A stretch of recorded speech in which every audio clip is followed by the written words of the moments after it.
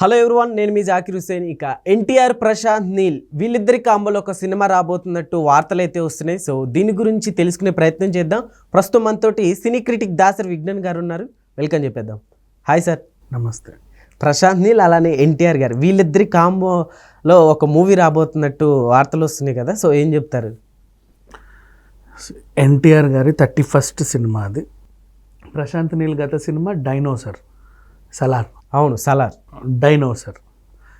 ఎన్టీఆర్తో తీసే 31st cinema dragon. So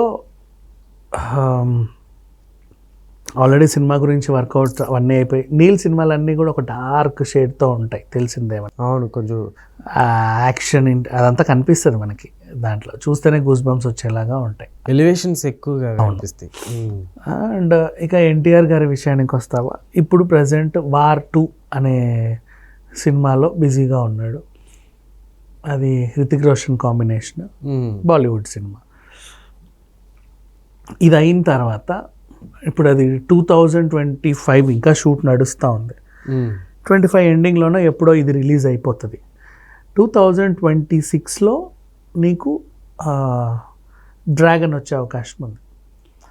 కానీ 2026 సంక్రాంతికి వస్తాడేమో అని ఎదురు చూస్తే సంక్రాంతికి రావట్లేదంట అని తెలిసింది.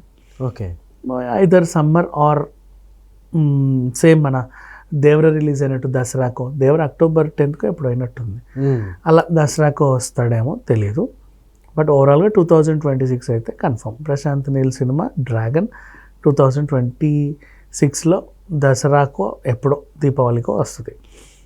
అండ్ ఇంకొకటి అప్డేట్ ఏంటంటే దీంట్లో టివినో థామస్ ఉన్నాడు. టివినో థామస్ మనకి 2018 cinema, he's a very good actor మలయాళంలో. మనకి ఇక్కడ ఎన్టీఆర్ ఎలాగో అక్కడ టివినో అలాగ అనుకో, సింపుల్గా చెప్పాలంటే ఎన్టీఆర్, మహేష్ బాబు, అల్లు అర్జును, రామ్ చరణ్ కానీ ఇప్పుడు మనకి ఇక్కడ ఉన్నారుగా ఆ రేంజ్ హీరోలు. ఆ హీరోలతో సమానంగా అక్కడ ఆయనకు కూడా ఒక క్రేజ్ ఉంది వాళ్ళల్లో. ఇప్పుడు మన జనరేషన్ ఎలా, ఆ జనరేషన్ అలాగా. అండ్ ఇంకెవరున్నారు, బిజు మీనన్, అలాగే రుక్మిణి వసంత్.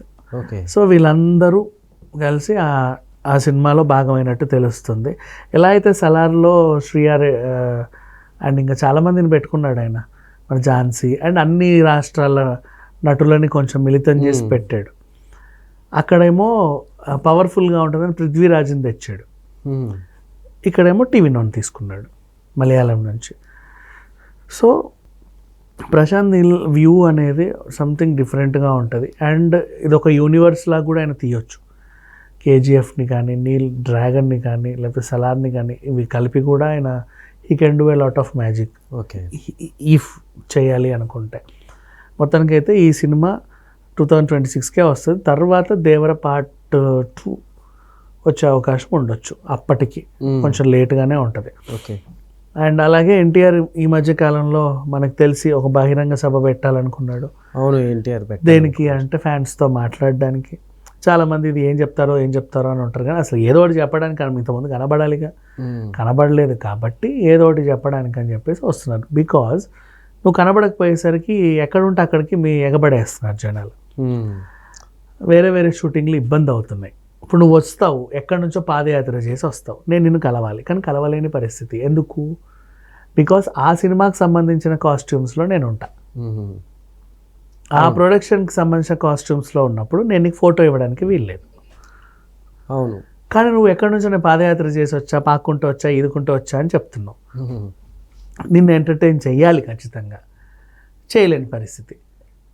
ఇలాంటి అంశాలు ఉన్నందుకు తను వీళ్ళని ఇబ్బంది పెట్టలేక, తను ఇబ్బంది పడక, అలా నా వెంటనే గెటప్ తీసేసి నీతో ఫోటో ఇచ్చి మళ్ళీ వచ్చి గెటప్ వేసుకోలేడు. ఓకే, అది ఇబ్బంది. ఎందుకని ఇలాంటి డెసిషన్ తీసుకున్నారంటారు? అంటే గతంలో ఎప్పుడు ఏ హీరో కూడా ఇట్లా స్పెషల్గా ఫ్యాన్స్ని మీట్ అవ్వాలంటూ ఒక ఈవెంట్ లాగా రీజన్, ఏ అభిమానికైనా తన అభిమాన హీరోని అడపా తడపా చూసుకోవాలని ఉంటుంది. ఇప్పుడు RRR తర్వాత ఆయన కనబడిన దాఖలాలు లేవు. అవును, పోనీ దేవర సినిమా వచ్చింది, నువ్వు ఎక్కడ కనబడట్లా. పోనీ ఇంకేమైనా ట్రైలర్ లాంచ్ అనో, టీజర్ లాంచ్ అనో, సాంగ్ లాంచ్ అనో, వీటికి కూడా లేవు. అభిమాన హీరోని దగ్గర నుంచి చూడాలని, అతను చెప్పే మాటలు వినాలని ప్రతి ఒక్కరికి ఉంటుంది. ఆ సందర్భం రాకపోయేసరికి వీళ్ళు ఎక్కడుంటే అక్కడికి ఎగబడుతున్నారు. ఇంటి దగ్గరికి వెళ్ళొచ్చు, ఏ ఆదివారమో మంగళవారమో బాల్కనీకి వచ్చి చూపుతాడు. అక్కడ బాలీవుడ్లో కానీ కోలీవుడ్లో కానీ ఉంది అది. ఇక్కడ ఏంటంటే ఫ్యాన్స్ హీరో ఇంటికి వెళ్ళడానికి లేదు, హీరో కూడా ఫ్యాన్స్ని గెలవడానికి లేదు.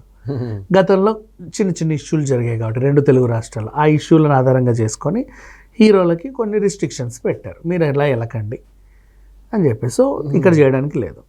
సో తెలుగు రాష్ట్రాల్లో నా హీరోని నేను చూడలేను కాబట్టి మిగతా రాష్ట్రాల్లో చూడొచ్చు కదా, అక్కడ ఉంటాడు కదా అని వీళ్ళు ఉత్సాహంగా వెళ్తున్నారు. కానీ ఆ రాష్ట్రంలో ఉన్నప్పుడు ఆయన ఆ సినిమాకి సంబంధించిన గెటప్లో ఉంటున్నాడు. ఆ గెటప్లో ఉండగా నిన్ను కలవడానికి లేదు.